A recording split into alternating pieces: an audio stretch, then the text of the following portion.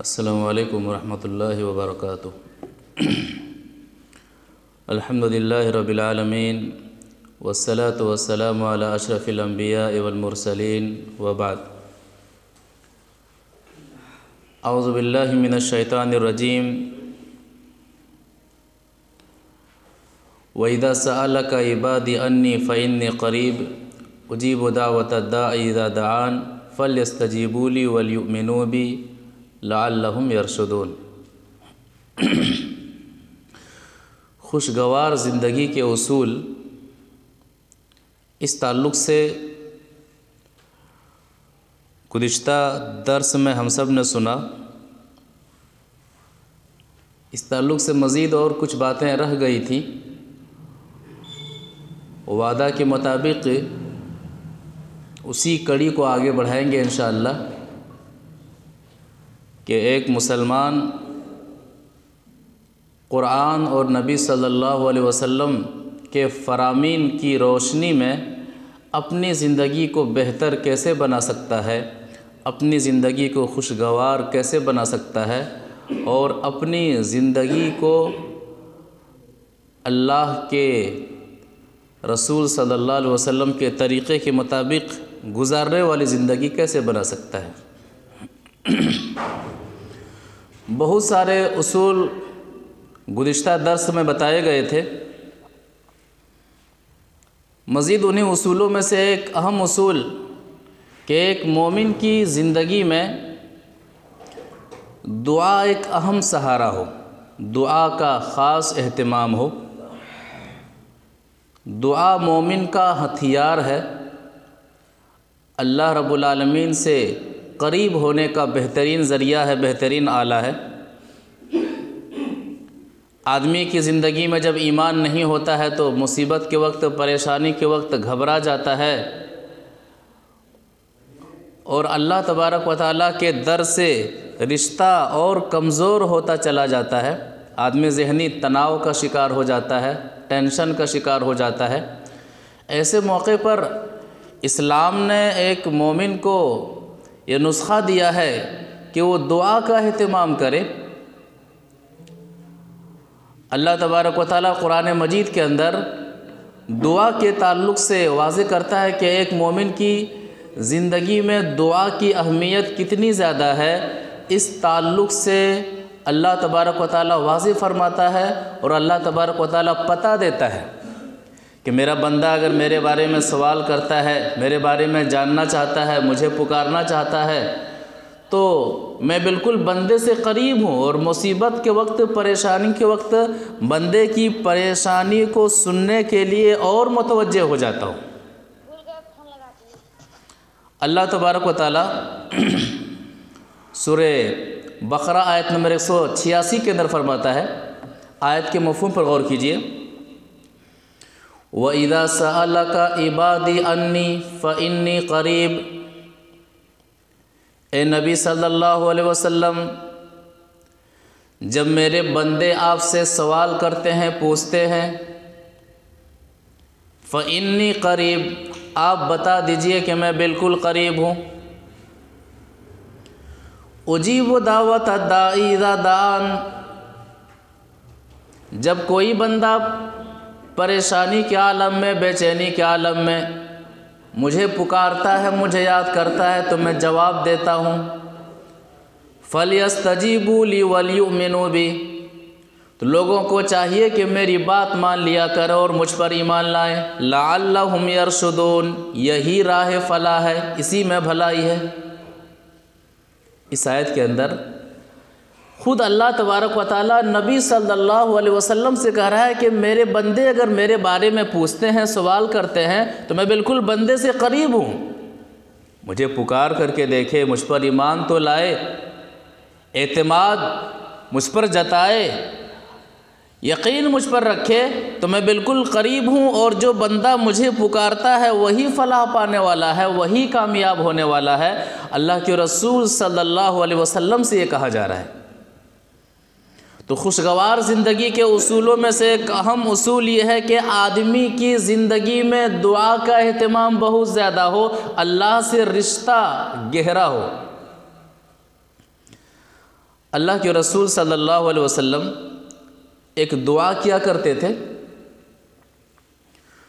وہ دعا کیا تھی؟ اس دعا کے اندر دین بھی شامل ہے، دین کی بھلائی بھی شامل ہے، دنیا کی بھلائی بھی شامل ہے، آخرت کی بھلائی بھی شامل ہے.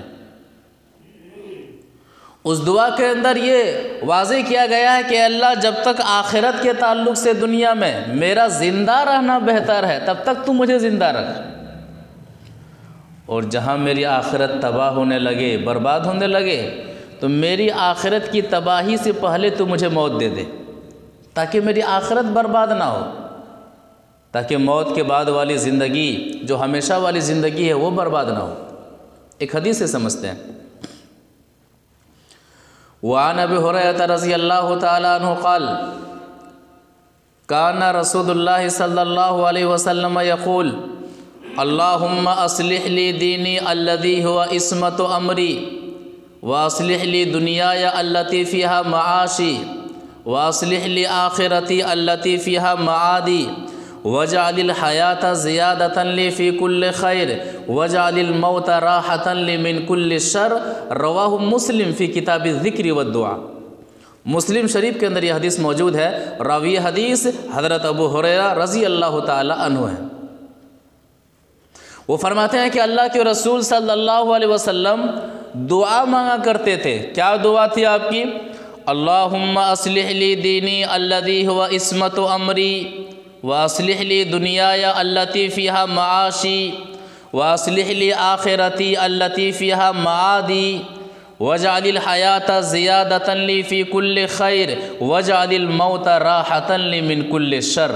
یہ دعا نبی صلی اللہ علیہ وسلم مانگا کرتے تھے. کیا مطلب ہے؟ اللہم اصلح لی دینی الذی هو عصمت امری. اے اللہ میرے دین کی اصلاح فرما دے، میرے دین کی اصلاح فرما دے جو میرے تمام معاملات کا محافظ ہے. تمام معاملات کی جڑ ایک مسلمان کی زندگی میں دین ہے. دین کی اصلاح ہو جائے تو اللہ تبارک و تعالیٰ دیگر امور کی اصلاح فرما دے گا. یہ دعا کون کر رہے ہیں؟ نبی صلی اللہ علیہ وسلم. وَأَصْلِحْ لِي دُنْيَايَ الَّتِي فِيهَا مَعَاشِي. اے اللہ میری دنیا کی اصلاح فرما دے، جس دنیا کے اندر میری روزی روٹی کا مسئلہ ہے، جس دنیا کے اندر میرا معاش ہے، یعنی دنیا کے اندر میری معاشی زندگی کا مسئلہ حل فرما دے. آخرت مانگ رہے ہیں، دنیا کی اصلاح مانگ رہے ہیں. دین کی بھلائی، دنیا کی بھلائی. وَأَصْلِحْ لِي آخِرَتِي الَّتِي فِيهَا مَعَادِي. اے اللہ میری آخرت کی اصلاح فرما دے جہاں پر مجھے لوٹ کر کے جانا ہے. لوگ میدان محشر کی جانب اپنی اپنی قبروں سے اٹھیں گے اور جمع ہوں گے، دوڑیں گے. تو کیا دعا کر رہا ہے؟ اے اللہ میری آخرت کی اصلاح فرما دے جہاں پر مجھے لوٹ کر کے جانا ہے. یہ تیسری دعا. چوتھی دعا، دعاؤں میں یہ تین چیزیں مانگتے ہیں. چوتھی چیز وَجَعَلِ الْحَيَاةَ زِيَادَةً لِي فِي كُلِّ خَيْرٍ. اے اللہ میری زندگی کو ہر بھلائی کا ذریعہ بنا دے. جب تک میں زندہ رہوں نیک کام کرتا رہوں، بھلا کرتا رہوں، اچھا کام کرتا رہوں، قرآن و حدیث کے مطابق میں عمل کرتا رہوں. کتنے اہم دعا ہے کہ جب تک یہ زندگی نعمت کے طور پر مجھے عطا ہوئی ہے، یہ زندگی اگر خرچ ہو، یہ زندگی اگر صرف ہو تو قرآن و حدیث کے مطابق یہ زندگی صرف ہو، تجھے راضی کرتے ہوئے میری یہ زندگی گزرے. اور پانچویں چیز اس دعا کے اندر مانگ رہے ہیں وَجْعَلِ الْمَوْتَ رَاحَةً لِّي مِن كُلِّ شَرٍ. اے اللہ موت کو ہر شر سے بچنے کا ذریعہ بنا دے. یعنی جب میری آخرت تباہ ہونے کا خدشہ ہو، جب میری آخرت تباہ ہونے کا خدشہ پیدا ہو جائے، جب میری آخرت کی بربادی کا معاملہ ہو، تو میری آخرت کی بربادی سے پہلے تو مجھے دنیا سے اٹھا لے، تو مجھے موت دے دے. کتنی اہم دعا ہے جو نبی صلی اللہ علیہ وسلم مانگتے ہیں، اور نبی صلی اللہ علیہ وسلم اس دعا کا استعمال کرتے ہیں. امت محمدیہ کو اس دعا کا اہتمام کرنا چاہیے. اس دعا کے اندر دین کی بھلائی موجود ہے، اس دعا کے اندر دنیا کی بھلائی موجود ہے، اس دعا کے اندر آخرت کی بھلائی موجود ہے، اس دعا کے اندر مکمل زندگی کی بھلائی موجود ہے کہ جب تک میں زندہ رہوں میری زندگی کا مقصد تیرے دین کی سرفرازی۔ شعر ہے نا کہ میری زندگی کا مقصد تیرے دین کی سرفرازی، میں اسی لیے مسلمان، میں اسی لیے نمازی۔ جب تک میں زندہ رہوں میری زندگی کا مقصد یہ ہے کہ تیرے دین کو میں بلند کرتا رہوں۔ میرا مسلمان رہنا اس بات پر دال ہو کہ میں تیرے دین کے تعلق سے زندہ رہوں، میرا ضمیر زندہ رہے۔ میں اسی لیے نمازی ہوں کہ میں حساس رہوں، میں زندہ رہوں، میں تجھے یاد کرتا رہوں، میں گناہوں سے توبہ کرتا رہوں اور میں نیکیوں کو لپکتا رہوں۔ تو خوشگوار زندگی کے اصولوں میں سے ایک اہم اصول کہ ایک مسلمان کی زندگی میں دعا کا خاص اہتمام ہونا چاہیے۔ ایک اہم دعا جو نبی صلی اللہ علیہ وسلم سے ثابت ہے، پریشان ہیں، رنج و ملال کے شکار ہیں، دنیاوی ٹینشن کے شکار ہیں، اللہ تبارک و تعالیٰ سے قریب ہیں، اللہ تبارک و تعالیٰ کی عبادت کر رہے ہیں، دنیا کی مصیبتوں میں آسانی چاہتے ہیں۔ نبی صلی اللہ علیہ وسلم خاص کر کے پریشانی کو آسانی میں بدلنے کے لیے ایک دعا بتلا رہے ہیں کہ اس دعا کے ذریعے سے اللہ تبارک و تعالیٰ پریشان دل کو تسکین عطا فرماتا ہے، سکون عطا فرماتا ہے، پریشانی کو اللہ تبارک و تعالیٰ کافور کر دیتا ہے، ختم کر دیتا ہے۔ بہت ہی اہم دعا ہے اور دعا کا مفہوم واضح کرتا ہے کہ یہ دعا ہم میں سے ہر شخص کو یاد ہونی چاہیے۔ نبی صلی اللہ علیہ وسلم نے بھی کہا تھا کہ جو شخص بھی یہ دعا سن لے، ہر سننے والے کو چاہیے کہ یہ دعا یاد کر لے۔ یہ اتنی اہم دعا ہے۔ کیا دعا ہے؟ وعن عبداللہ بن مسعود رضی اللہ تعالیٰ عنہ قال قال رسول اللہ صلی اللہ علیہ وسلم ما اصاب احد قط ہم ولا حزن فقال اللہم انی عبدک وابن عبدک وابن امتک ناصیتی بیدک ماض فی حکمک عدل فی قضاؤک اسألک بکل اسم هو لک سمیت به نفسک او انزلته فی کتابک او علمته احدا من خلقک او استأثرت به فی علم الغیب عندک ان تجعل القرآن ربیع قلبی ونور صدری وجلاء حزنی وذهاب ہمی الا اذهب اللہ ہمہ وحزنہ وابدلہ مکانہ فرجا۔ فقیل قال یا رسول اللہ الا نتعلمها قال بلا ينبغي لمن سمعها ان يتعلمها رواہ احمد فی مسند۔ مسند احمد کے اندر یہ حدیث موجود ہے۔ راوی حدیث حضرت عبداللہ بن مسعود رضی اللہ تعالیٰ عنہ ہے۔ وہ فرماتے ہیں کہ نبی صلی اللہ علیہ وسلم نے فرمایا ما اصاب احد قط ہم ولا حزن، جو شخص کبھی بھی کسی غم کا شکار ہو جائے، ہم کا شکار ہو جائے، بار بار ستانے والا غم، بار بار پریشان کرنے والی مصیبت کا شکار ہے، وہ غم ہے کہ دور ہوتا ہی نہیں ہے، تو وہ شخص یہ دعا کرے۔ کون سی دعا؟ اللہم انی عبدک وابن عبدک وابن امتک ناصیتی بیدک ماض فی حکمک عدل فی قضاؤک اسألک بکل اسم هو لک سمیت به نفسک او انزلته فی کتابک او علمته احدا من خلقک او استأثرت به فی علم الغیب عندک ان تجعل القرآن ربیع قلبی ونور صدری وجلاء حزنی وذهاب ہمی۔ یہ دعا پڑھے۔ حصن المسلم جو دعا کی بہت ہی بہترین کتاب ہے، اس کتاب کے اندر یہ دعا موجود ہے۔ کہتے ہیں کہ جو شخص یہ دعا پڑھے گا الا اذهب اللہ ہمہ وفرجا، تو اللہ تبارک و تعالیٰ اس دعا کی برکت سے اس کے غم کو دور فرما دے گا، اس کے ٹینشن کو دور فرما دے گا، اس کی مصیبت کو دور فرما دے گا، اور اس کی مصیبت کی جگہ پر اللہ تبارک و تعالیٰ خوشیاں لے آئے گا۔ صحابہ رسول کہتے ہیں اے نبی صلی اللہ علیہ وسلم اتنی اہم دعا ہے کہ ہم اسے یاد نہ کر لیں، الا نتعلمها، کیا ہم اسے سیکھ نہ لیں؟ آپ صلی اللہ علیہ وسلم نے فرمایا، کیا فرمایا کہ بلا ینبغی لمن سمعھا ان یتعلمھا، ہاں کیوں نہیں، بلکہ مناسب یہ ہے کہ جو شخص بھی یہ دعا سنے وہ یاد کر لے۔ یہ نبی صلی اللہ علیہ وسلم کی جانب سے ترغیب ہے کہ یہ اتنی اہم دعا ہے کہ صحابی رسول کہتے ہیں کہ کیا میں یہ دعا یاد کر لوں؟ کہتے ہیں آپ کیا؟ مناسب بات یہ ہے کہ جو شخص بھی اس دعا کو سنے وہ شخص اس دعا کو یاد کر لے۔ لہذا حدیث رسول یہ ترغیب دلاتی ہے کہ ہم میں سے ہر شخص کو، جو شخص بھی یہ دعا کو سنتا ہے، ابھی جس شخص نے بھی اس دعا کو سنا ہے اسے یہ دعا یاد کر لینی چاہیے۔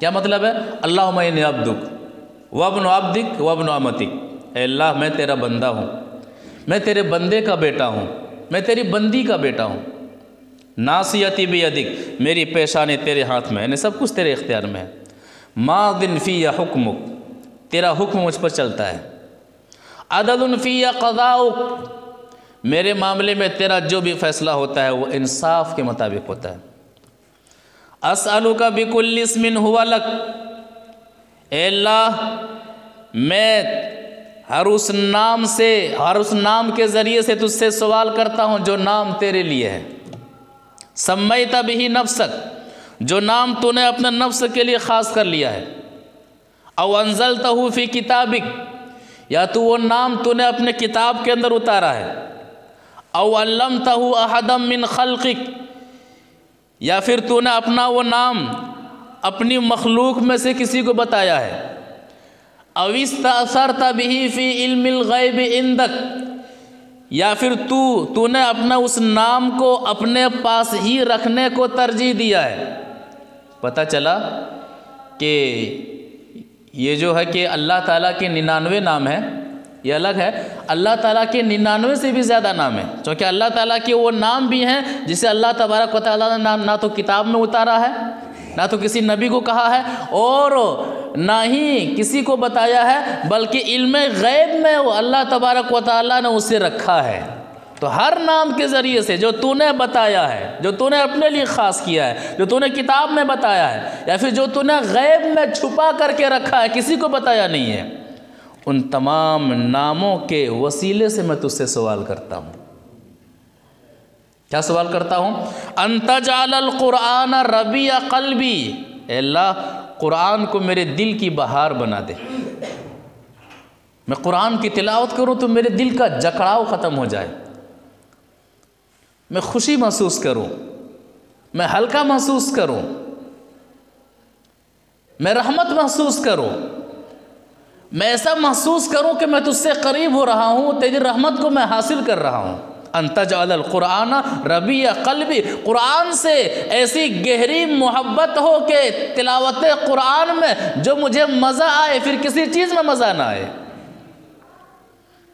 یہاں پر کیا ہے، آج کل نوجوان گانے سننے کے عادی ہیں، ہماری مائیں اور بہنیں غیبت کرنے اور غیبت سننے کی عادی ہیں، چغلی کرنے اور چغلی کرنے کے عادی ہیں، الا ماشاءاللہ۔ ان سب چیزوں میں اپنے وقت کو ضائع اور برباد کرنے سے بہتر یہ ہے کہ آدمی خالی اوقات کو تلاوت قرآن میں صرف کرے۔ ان تجعل القرآن ربیع قلبی، قرآن کو میرے دل کی بہار بنا دے، ونور صدری، قرآن کو میرے سینے کا نور بنا دے، میرے سینے کی روشنی بنا دے۔ ان تجعل القرآن ربیع قلبی ونور صدری وجلاء حزنی وذہاب ہمی، اے اللہ قرآن کو میرے غم کے دور ہونے کا ذریعہ بنا دے، میرے ہم کو، میرے ٹینشن کو دور ہونے کا ذریعہ بنا دے۔ کتنی اہم دعا ہے۔ دعا کا ایک ایک لفظ ایک سمندر پیش کرتا ہے، دعا کے ایک ایک لفظ میں مکمل عقیدہ موجود ہے، دعا کے ایک ایک لفظ میں ایک آدمی اپنے آپ کو مکمل طریقے سے اللہ کے حوالے کر دیتا ہے، عاجزی اختیار کرتا ہے، انکساری اختیار کرتا ہے کہ میں کچھ بھی نہیں ہوں، سب کچھ تو ہے، میں اپنے آپ کا فیصلہ خود نہیں کر سکتا ہوں، میرے اندر کا فیصلہ، میرے نفس کا فیصلہ بھی تیرے اختیار میں کسی چیز کا مالک نہیں ہوں۔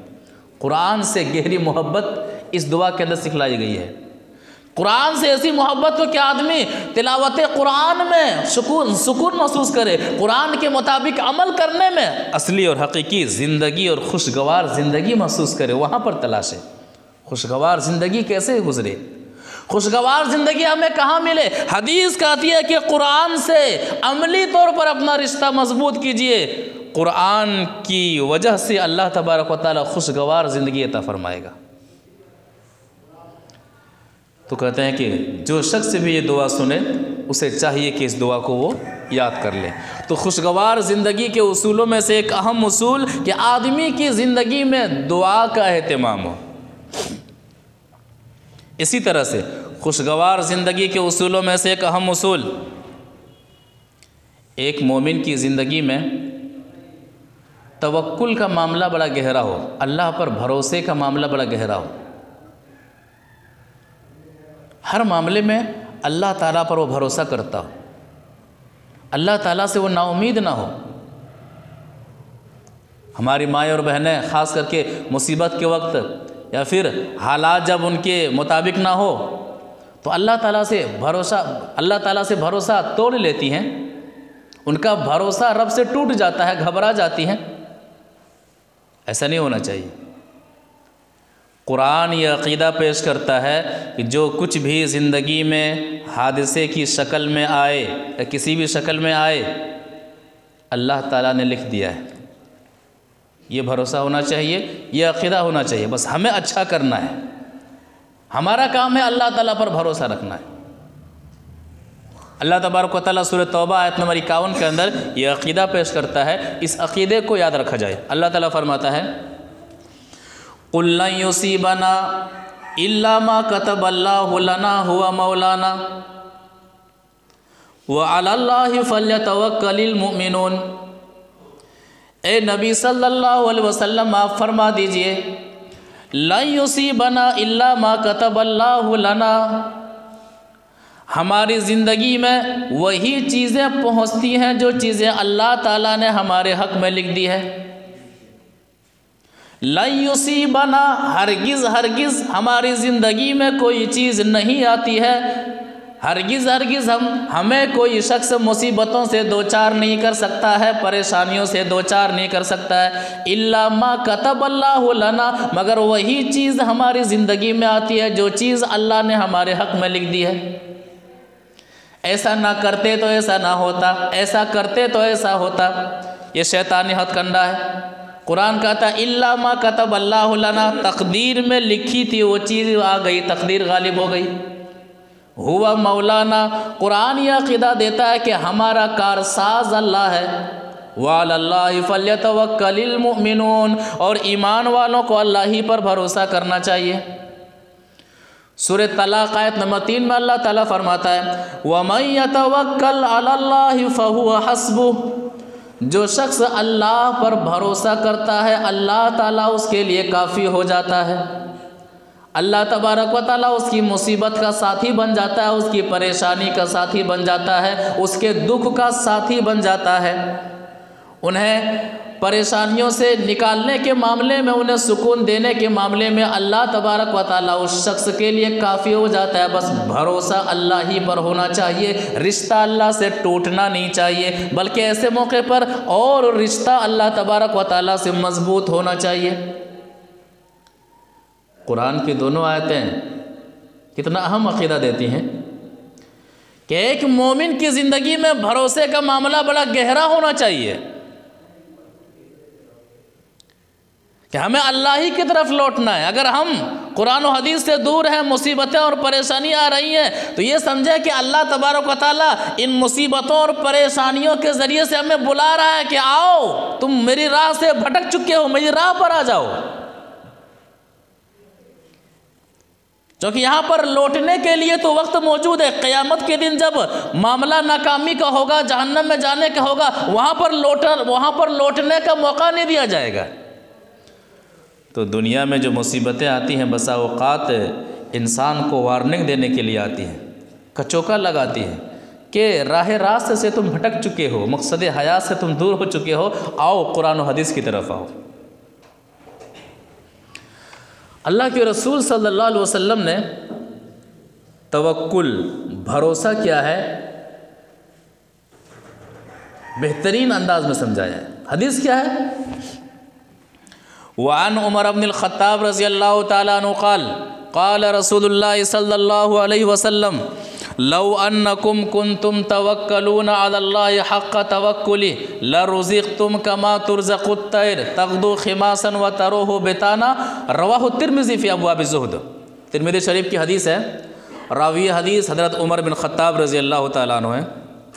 وہ فرماتے ہیں کہ اللہ کے رسول صلی اللہ علیہ وسلم نے فرمایا لو انکم کنتم توکلون علی اللہ حق توکلہ، کہ لوگو اگر تم اللہ پر اسی طرح سے بھروسہ کرو جس طرح سے اللہ پر بھروسہ کرنا چاہیے، جس طرح اللہ پر توکل کرنا چاہیے، جس طرح اللہ پر یقین کرنا چاہیے، جس طرح اللہ پر اعتماد کرنا چاہیے، تو معاملہ کیا ہوگا؟ لَرُزِقْتُمْ كَمَا تُرْزَقُ الطَّيْرُ، جس طرح اللہ تعالیٰ پرندوں کو روزی دیتا ہے اسی طرح اللہ تعالیٰ تمہیں بھی روزی دے گا۔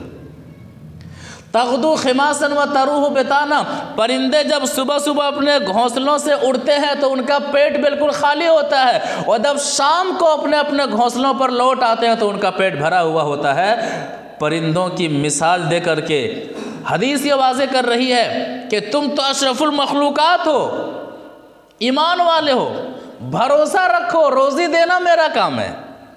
جس طرح میں پرندوں کو روزی دیتا ہوں، پرندوں کو بھوکے نہیں مارتا ہوں، اسی طرح سے میں تمہیں بھی روزی دوں گا۔ لہٰذا روزی روٹی کے چکر میں ایمان کو برباد نہ کرو، روزی روٹی کے چکر میں روزی روٹی کو نماز نہ پڑھنے کا بہانہ نہ بناؤ، روزی روٹی کے چکر میں حلال و حرام کی تمیز نہ کھو دو، روزی روٹی کے چکر میں دنیا کی رنگینیوں میں اس قدر کھو نہ جاؤ کہ سجدہ کرنے کی فرصت تمہارے پاس نہ ہو، رکوع کرنے کی فرصت تمہارے پاس نہ ہو، دعا مانگنے کا وقت تمہارے پاس نہ ہو، اور نیکیاں کرنے کا وقت تمہارے پاس نہ ہو۔ ایسا نہیں ہونا چاہیے۔ یہ بھروسہ اللہ پر توکل کی کمی کی دلیل ہے کہ آدمی اس قدر روزی روٹی کے چکر میں پڑ جاتا ہے کہ حلال و حرام کی تمیز کو فراموش کر دیتا ہے، اللہ تبارک و تعالیٰ کو بھول جاتا ہے، روزی روٹی کے چکر میں روزی روٹی دینے والے کو بھول جاتا ہے۔ یہ کس قدر احسان فراموشی ہے؟ جو روزی دے رہا ہے اس کو آپ نے بھلا دیا ہے اور روزی تلاش رہے ہیں۔ تو جس طرح سے اللہ تبارک و تعالیٰ پرندوں کو روزی دیتا ہے اسی طرح سے تمہیں بھی روزی دے گا۔ اور اسلام یہ نظریہ پیش کرتا ہے کہ جب تک آدمی اپنی تقدیر کا آخری لقمہ اور اپنی تقدیر کا آخری گھونٹ پیے گا نہیں تب تک موت نہیں آ سکتی ہے۔ یہ اسلام ہمیں عقیدہ دیتا ہے۔ لہٰذا دنیا کے چکر میں اپنی آخرت کو تباہ مت کیجیے۔ کتنے ایسے لوگ ہیں دنیا دنیا دنیا، اللہ نے سب کچھ دیا ہے، عمر کا حصہ ایک حصہ گزر چکا ہے، جوانی گزر چکی ہے، اب آدمی بڑھاپے پر آ گیا ہے، اللہ نے سب کچھ دیا لیکن اس کے باوجود بھی زندگی کے آخری سٹیج پر ہے، اس کے باوجود بھی دنیا دنیا دنیا کیسے کمائے، دنیا کیسے کمائے، جہاں پر معاملہ یہ ہونا چاہیے کہ آخرت کیسے کمائے، آخرت کیسے کمائے۔ آدمی دنیا دنیا اس قدر دنیا کے چکر میں پڑا ہوا ہوتا ہے کہ آخرت کے بارے میں سوچنا گوارا نہیں کرتا ہے، آخرت کے بارے میں سوچ کر کے اپنے عاقبت کو سنوارنے کی کوشش نہیں کرتا ہے۔ بڑھاپے کے دہلیز پر قدم رکھ چکے ہیں لیکن نماز کا پابند نہیں ہے، حلال و حرام کی تمیز نہیں ہے۔ حی علی الصلاۃ اور حی علی الفلاح، مؤذن پانچوں وقت کہتا ہے کہ آؤ نماز کی طرف، آؤ کامیابی کی طرف۔ یہ آواز کانوں میں جاتی ہیں، یہ اس طرح کی آوازیں کانوں میں جاتی رہتی ہیں لیکن کوئی فرق نہیں پڑتا ہے، کوئی فرق نہیں پڑتا ہے۔ دنیاوی کاموں میں مکمل وقت دینے کے لیے وقت ہے، ہوٹلوں میں چائے خانوں میں بیٹھ کر کے گپ شپ کر کے اور ادھر ادھر کی بیکار باتوں میں مشغول ہو کر کے وقت کو برباد کرنے کا ان کے پاس وقت ہے، یہاں وہاں بیٹھ کر کے وقت کو ضائع کرنے کا ان کے پاس وقت ہے، شادی بیاہ میں 2 گھنٹے 4 گھنٹے وہاں پر جا کر کے اپنا مکمل طریقے سے وقت دینے کے لیے ان کے پاس پورا وقت ہے۔ بھروسہ کی کمی اس طرح ہے اور اس قدر معاملہ ہے کہ آدمی کے پاس اللہ کو یاد کرنے کے لیے وقت نہیں ہے، اس قدر دنیاوی معاملات میں اپنے دل کو مشغول کر رکھا ہے کہ مسجد میں دل نہیں لگتا ہے، قرآن پڑھنے میں دل نہیں لگتا ہے، اذکار میں دل نہیں لگتا، انہیں دل دوستوں یاروں میں بیٹھنے میں لگتا ہے، نکڑوں میں بیٹھنے میں لگتا ہے، گلی کوچوں میں بیٹھ کر کے بکواس کرنے میں لگتا ہے، ادھر ادھر کی باتیں کرنے میں لگتا ہے۔ یہ انجام کا بڑا خطرناک انجام کا معاملہ ہوتا ہے، ایسے لوگوں کو خوف کھانا چاہیے۔ لہٰذا وَعَلَى اللَّهِ فَلْيَتَوَكَّلِ الْمُؤْمِنُونَ، ایمان والوں کو چاہیے کہ اللہ ہی پر بھروسہ کرے۔ خوشگوار زندگی کے اصولوں میں سے اہم اصول ہے جو اسلام یہ اصول دیتا ہے کہ اللہ تعالیٰ پر بھروسہ ہونا چاہیے، اللہ تعالیٰ پر توکل ہونا چاہیے۔ اسی طرح سے خوشگوار زندگی کے اصولوں میں سے ایک اور اہم اصول قناعت۔ قناعت کا موٹا مفہوم یہ ہے، اللہ نے آپ کو جو کچھ نوازا ہے اسی پر خوش رہیے۔ اگر یہ طریقہ آپ کے پاس نہیں ہے تو اللہ نے آپ کو اڈانی اور امبانی کا خزانہ بھی کیوں نہ سونپ دیا ہو، آپ خوش نہیں رہ سکتے ہیں، اور کا معاملہ رہے گا۔ ابھی میں ملکی سطح پر سب سے اول ہوں، اب میں عالمی سطح پر سب سے اول کیسے ہو جاؤں؟ دیکھ لیجیے ہے کہ ہوتا ہے کہ نہیں ہوتا ہے، یہ لڑائی ہوتی کہ نہیں ہوتی ہے؟ تو اڈانی اور امبانی کا خزانہ اللہ تعالیٰ کیوں نہ دے دے؟ اگر قناعت پسند آپ نہیں ہے، اللہ تعالیٰ نے قناعت کی توفیق سے نہیں نوازا ہے، تو آپ کا گھر مال و دولت سے بھرا ہوا ہے لیکن پھر بھی آپ کی سوچ فقیرانہ سوچ ہے، محتاجانہ سوچ ہے۔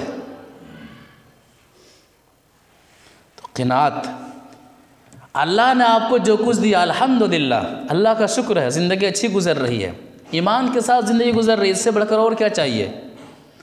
کھانا پینا مل جا رہا ہے، اللہ تعالیٰ کی عبادت کر رہے ہیں، اس سے بڑھ کر اور کیا چاہیے؟ ہمیں وہ مال ہی نہیں چاہیے جو مال ہمیں عبادت سے روک دے، جو مال ہمیں حلال و حرام سے روک دے۔ الحمدللہ، قناعت پسند بنیے، یہ اصل زندگی ہے اور یہ حقیقی زندگی ہے۔ اللہ کے رسول صلی اللہ علیہ وسلم نے کیا فرمایا اس تعلق سے؟ حدیث کے ذریعے سمجھتے ہیں۔ وعن ابی ہریرہ رضی اللہ تعالی عنہ قال قال رسول اللہ صلی اللہ علیہ وسلم انظروا إلى من أسفل منكم ولا تنظروا إلى من هو فوقكم فهو أجدر ألا تزدروا نعمة الله، رواہ مسلم فی کتاب الزہد۔ مسلم شریف کے اندر یہ حدیث موجود ہے، راوی حدیث حضرت ابو ہریرہ رضی اللہ تعالیٰ عنہ ہے۔ وہ فرماتے ہیں کہ اللہ کے رسول صلی اللہ علیہ وسلم نے فرمایا انظروا إلى من هو أسفل منكم، دنیاوی معاملات میں انہیں دیکھو جو آپ سے کم ہیں، جو آپ سے نیچے ہیں۔ اللہ نے آپ کو چھت سے نوازا ہے، انہیں دیکھیے جو بے چھت ہیں، جو اسٹیشن پر سوتے ہیں۔ اللہ نے آپ کو مال و اسباب سے نوازا ہے، انہیں دیکھیے جو مال و اسباب کے معاملے میں آپ سے کم ہیں، جو روزانہ روڈ پر گلی پر بیٹھے رہتے ہیں کہ کوئی ہمیں مزدوری کرنے کے لیے بلا لے تو آج کا خرچہ میرا نکل جائے گا۔ دنیائی معاملات میں اپنے سے کم لوگوں، اپنے سے کمتر کو دیکھیے۔ وَلَا تَنظُرُوا إِلَى مَنْ هُوَ فَوْقَكُمْ، اپنے سے اوپر کے لوگوں کو دنیاوی معاملات میں نہ دیکھو۔ یہ دینی معاملات کا معاملہ ہے کہ دینی معاملات میں اپنے سے اوپر، آپ سے زیادہ جو عبادت کر رہے ہیں ان کو دیکھیے، حسد کی نگاہ سے نہیں، رشک کی نگاہ سے۔ کہ دینی معاملات میں فرائض کی آپ پابندی کر رہے ہیں، کوئی شخص فرائض کے ساتھ نوافل کی بھی پابندی کر رہا ہے، تلاوت قرآن کی بھی پابندی کر رہا ہے، اذکار کا پابند ہے، غریبوں اور مساکین کی دیکھ بھال کرتا ہے، تو آپ کے ذہن میں بھی یہ بات ہو کہ میں بھی ایسا کروں گا انشاءاللہ۔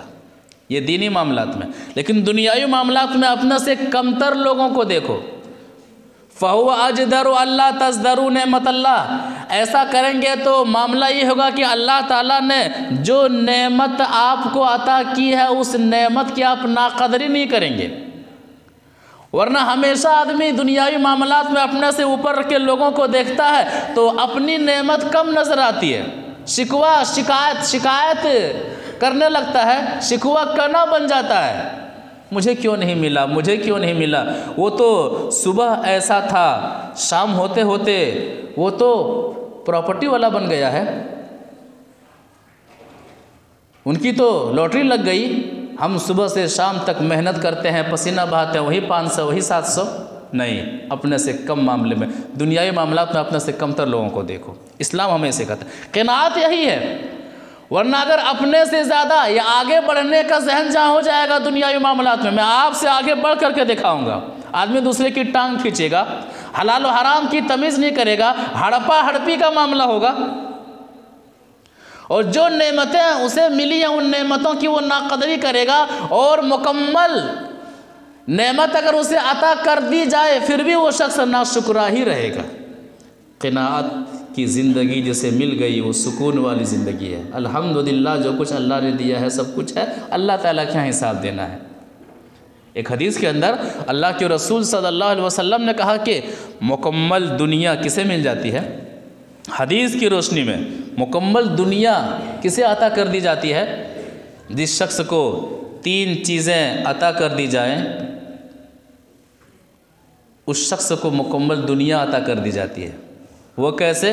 وہ ایسے، وعن سلمة بن عبید اللہ ابن محسن وکانت له صحبہ قال رسول اللہ صلی اللہ علیہ وسلم من اصبح منکم آمنا فی سربہ معافا فی جسدہ عنده قوت یومہ فکأنما حیزت له الدنیا، رواہ الترمذی فی ابواب الزہد۔ ترمذی شریف کی حدیث ہے، راوی حدیث حضرت عبید اللہ بن محسن رضی اللہ تعالی عنہ ہیں۔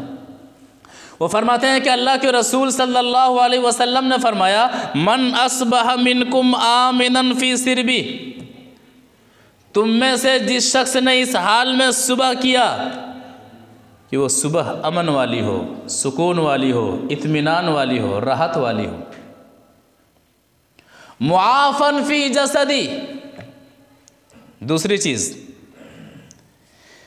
تم میں سے جس شخص نے اس حال میں صبح کی کہ وہ تندرست ہو، توانا ہو، اللہ تعالیٰ نے صحت کی دولت سے نوازا ہو۔ صحت کی دولت بہت بڑی دولت ہے، صحت نہیں ہے تو آپ عبادت بھی نہیں کر سکتے ہیں، تجارت بھی نہیں کر سکتے ہیں۔ صحت نہیں ہے تو آپ عبادت بھی نہیں کر سکتے ہیں، تجارت بھی نہیں کر سکتے ہیں۔ تنگ دستی اگرچہ ہو غالب، غالب کا ایک شعر ہے کہ تنگ دستی اگرچہ ہو غالب تندرستی ہزار نعمت ہے۔ تندرستی اللہ تعالیٰ نے عطا کی ہے، محنت کر رہا ہے، ہاتھ پاؤں مار رہا ہے، لیکن اللہ تعالیٰ نے صحت چھین لیا ہے اور سارا خزانہ گھر میں موجود ہے، گھر میں ساری چیزیں موجود ہیں، اچھا سے اچھا پکوان موجود ہے، نہیں کھانا ہے، ٹھنڈا پانی موجود ہے، نہیں پینا ہے، گرم کر کے پینا ہے، گوشت موجود ہے، فروٹس موجود ہے، نہیں، صرف بس ابلا ہوا کھانا کھانا ہے، ابالا ہوا کھانا کھانا ہے، سادہ کھانا کھانا ہے، سب کچھ موجود ہے لیکن کھا نہیں سکتا ہے۔ تو معافن فی جسدی، دوسری نعمت جو شخص اس حال میں صبح کرتا ہو کہ وہ صبح امن والی صبح ہو، دوسری نعمت وہ شخص تندرست ہو، اللہ تعالیٰ نے تندرستی عطا کی ہو، تیسری نعمت عنده قوت یومہ، اس دن کا، اس مکمل دن کا اناج اس کے گھر میں موجود ہو، کل کا نہیں، اس مکمل دن کا اناج اس کے گھر میں موجود ہو۔ فَكَأَنَّمَا حِيزَتْ لَهُ الدُّنْيَا، تو ایسے شخص کو مکمل دنیا عطا کر دی جاتی ہے، گویا کہ ایسا شخص مکمل دنیا کا مالک ہے۔ اب کتنے ایسے مسلمان بھائی ہیں، ایسے مسلمان بہنیں ہیں، مائیں اور بہنیں ہیں جن کے پاس یہ تینوں نعمتیں ہیں لیکن ناشکری کے شکار ہیں۔ کل کیا ہوگا، کل کیا ہوگا؟ جو آج کا مالک ہے وہ کل کا مالک ہے، جو آج کھلا رہا ہے وہ کل بھی کھلائے گا، جو آج سن رہا ہے وہ کل بھی سنے گا۔ میری تقدیر میں آج کے بارے میں جو لکھی ہوئی ہے وہ ہو کر کے ہی رہے گی، کل کے بارے میں جو لکھی ہوئی ہے وہ ہو کر کے ہی رہے گی۔ یہ عقیدہ دیتا ہے، یہ قناعت ہے۔ آدمی آج کی فکر کرے، آج کے معاملے میں اللہ تبارک و تعالیٰ کو راضی کرنے کی کوشش کرے۔ جو رب آج ہمیں دے رہا ہے کل بھی وہی رب دے گا، پرسوں بھی وہی رب دے گا، تا حیات وہی رب دے گا۔ خوشگوار زندگی کے اصولوں میں سے ایک اہم اصول کہ آدمی کی زندگی میں، ایک مسلمان کی زندگی میں قناعت ہو، ایک مسلمان قناعت پسند ہو، جو کچھ بھی ہے الحمدللہ، اللہ کا شکر ہے، اللہ دینے والا ہے، الحمدللہ علی کل حال۔ اسی طرح سے خوشگوار زندگی کے اصولوں میں سے ایک اہم اصول، ایک مسلمان دوسرے مسلمان کی مدد میں لگا رہے، ایک مسلمان دوسرے مسلمان کا غم گسار ہو، دوسروں کا غم اپنا غم سمجھے، دوسروں کو غم میں دیکھ کر کے خوشی محسوس نہ کرے۔ ایک مسلمان ایسا نہیں کر سکتا ہے، بلکہ اس کی مدد کرتا رہے۔ معاملہ کیا ہوگا؟ اللہ کے رسول صلی اللہ علیہ وسلم کی ایک حدیث سے سمجھتے ہیں۔ وعن انس بن مالک وعن ابی ہریرہ رضی اللہ تعالی عنہ قال قال رسول اللہ صلی اللہ علیہ وسلم من نفس عن مؤمن کربۃ من کرب الدنیا نفس اللہ عنہ کربۃ من کرب الآخرہ ومن یسر علی معسر یسر اللہ علیہ فی الدنیا والآخرہ ومن ستر علی مسلم سترہ اللہ فی الدنیا والآخرہ واللہ فی عون العبد ما کان العبد فی عون اخیہ رواہ الترمذی فی ابواب الحدود۔ ترمذی شریف کے اندر یہ حدیث موجود ہے۔ راوی حدیث حضرت ابو ہریرہ رضی اللہ تعالیٰ عنہ ہیں۔ وہ فرماتے ہیں کہ نبی صلی اللہ علیہ وسلم نے فرمایا کہ من نفس عن مؤمن کربۃ من کرب الدنیا، جو شخص کسی مومن کی دنیاوی پریشانی کو دور کرنے کا سبب بنے گا، دنیاوی مصیبتوں کو دور کرنے کا سبب بنے گا، نفس اللہ عنہ کربۃ من کرب یوم القیامہ، تو کسی مسلمان کی دنیاوی مصیبتوں کو دور کرنے کی وجہ سے اللہ تبارک و تعالیٰ اس شخص کی آخرت کی مصیبتوں کو اس سے دور فرما دے گا۔ دنیا میں بندوں کا کام آئیے، آخرت میں اللہ آپ کا کام آئے گا۔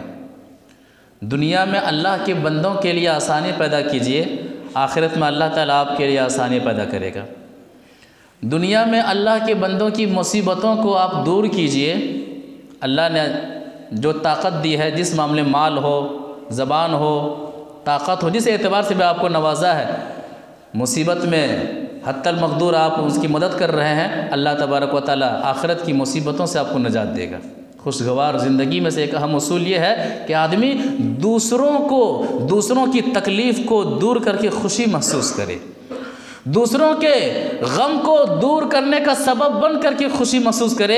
ایسا نہیں ہے کہ دوسروں کو تکلیف میں دیکھ کر کے خوشی محسوس کرے، دوسروں کو غم میں دیکھ کر کے خوشی محسوس کرے۔ آج کے اس ایسے معاشرے میں جہاں پر آدمی کو دوسروں کو ستانے میں مزہ آتا ہے، بھائی کو دبا رہا ہے اور ایسا کرنے میں مزہ آتا ہے، جہاں پر معاشرے کے اندر ایک چاہے مرد کا تعلق ہو، چاہے خواتین کا تعلق ہو، ایک دوسرے کو دبانے میں، مصیبت میں دیکھنے میں مزہ آتا ہے۔ ایسے موقع پر یہ حدیث بہت ہی زیادہ اہمیت کے حامل ہے کہ جو شخص ایسا کرے گا، دوسروں کی مصیبتوں کو دور کرنے کا سبب بنے گا، اللہ تعالیٰ قیامت کے دن ان کی مصیبتوں کو دور فرما دے گا۔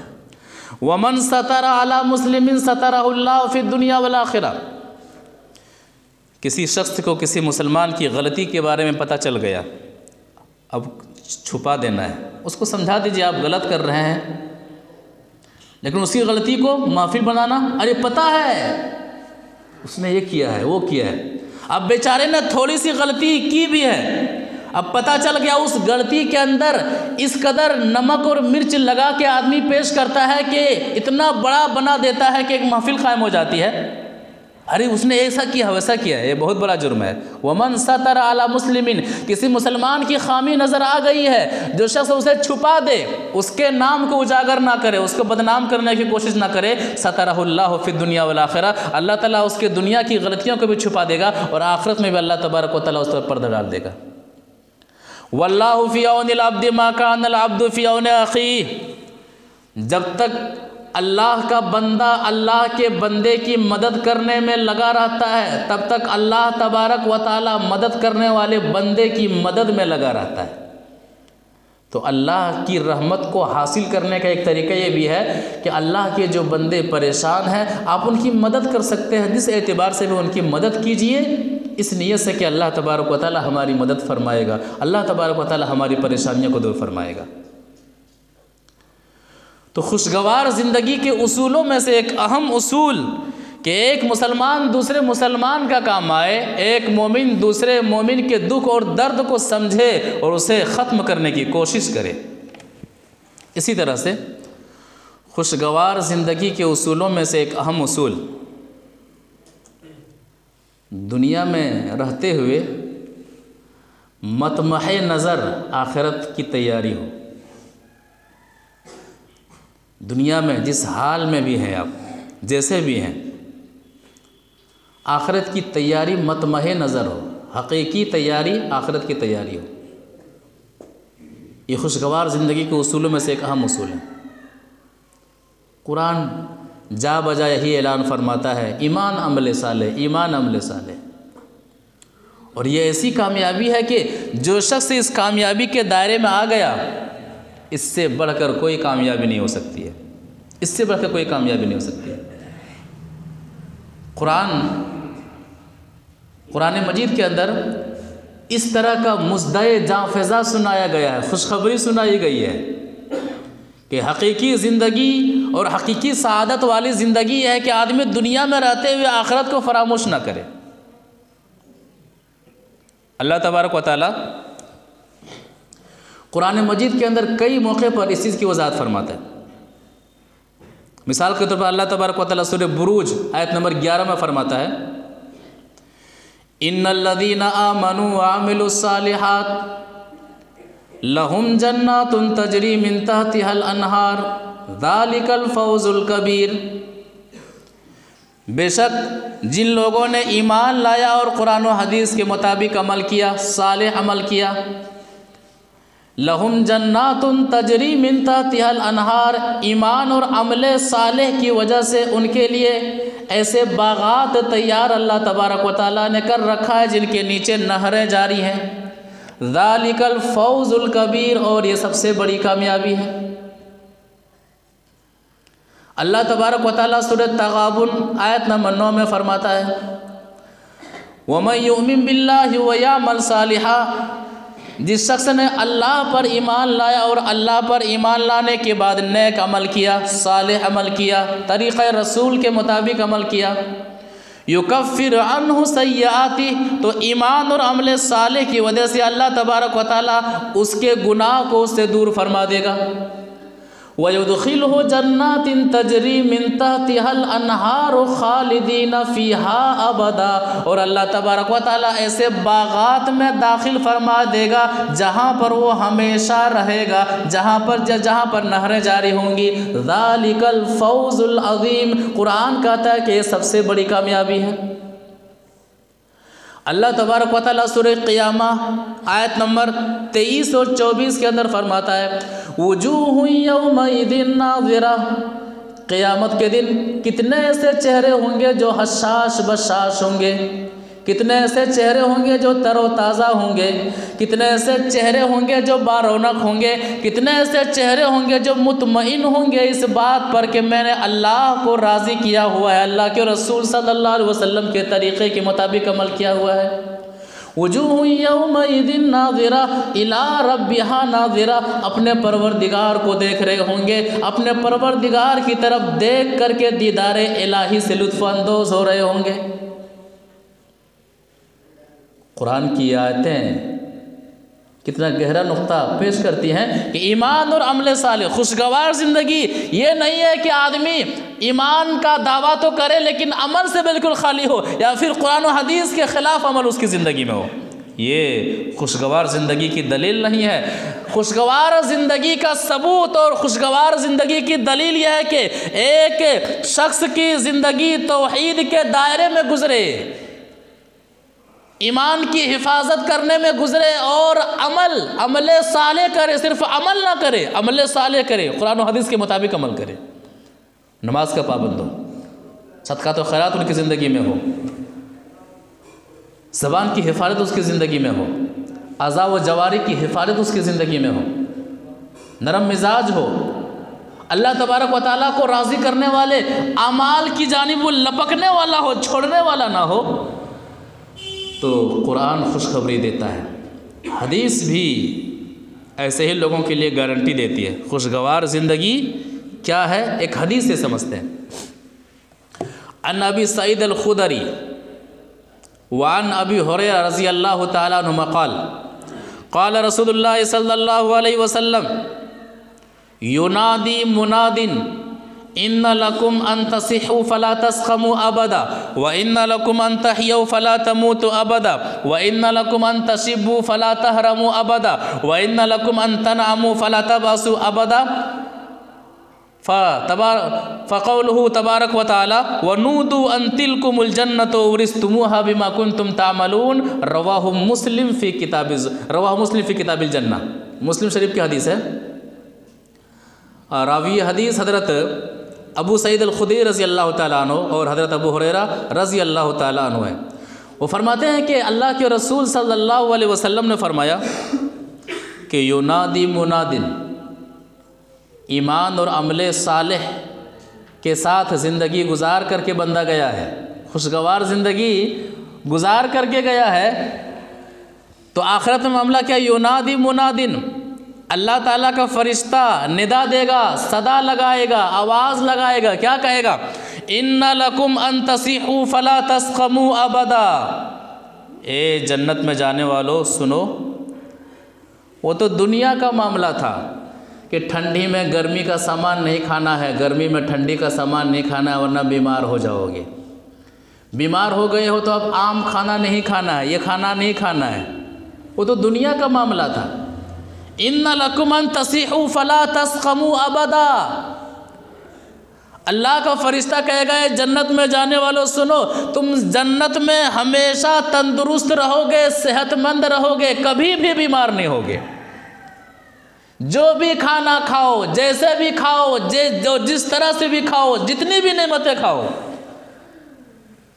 کوئی بدہضمی والا معاملہ نہیں، کوئی پیٹ درد والا معاملہ نہیں، کوئی موٹاپا والا معاملہ نہیں۔ یہاں آدمی کیا ہے؟ صبح 2 گھنٹہ، شام میں 2 گھنٹہ دوڑ رہا ہے، کیوں بھائی؟ صحت، وزن بڑھ گیا ہے، وزن بڑھ گیا ہے، جم میں جا رہے ہیں، کیوں؟ وزن بڑھ گیا ہے۔ بھائی نماز جمعہ سے اسٹارٹ کریں گے انشاءاللہ، ابھی اسٹارٹ کریں گے۔ وہ قرآن کی تلاوت کہاں وقت ہی نہیں ملتا ہے۔ اب 2 گھنٹہ صبح، 2 گھنٹہ شام میں اس کے لیے وقت ہے۔ دنیاوی اعتبار سے اس جسم کو سجانے کے لیے، جس جسم کو قبر میں جانا ہے، سر جانا ہے، گل جانا ہے، ختم ہو جانا ہے، لیکن مرنے کے بعد جس جسم کو یا تو جنت میں رہنا ہے یا تو جہنم میں جلنا ہے، اس کے لیے وقت نہیں ہے۔ خوشگوار زندگی کے جو اصول اسلام ہمیں دیتا ہے، یہ اصول اگر ہم نے اپنا لیا تو دنیاوی زندگی بھی بہتر ہے، اخروی زندگی بھی بہتر ہے۔ ان لکم ان تصیحوا فلا تسقموا ابدا، اے جنت میں جانے والوں سنو، ہمیشہ تم صحت مند رہو گے، کبھی بیمار نہیں ہوگے۔ یہ آدمی ہر روز اپنا چیک کرتے رہتا ہے، بی پی مشین خرید لیا ہوا ہے، آج بی پی کتنا ہے، آج شوگر کتنا ہے، سب کچھ اللہ نے سب کچھ دیا ہے، لیکن ٹینشن ہے۔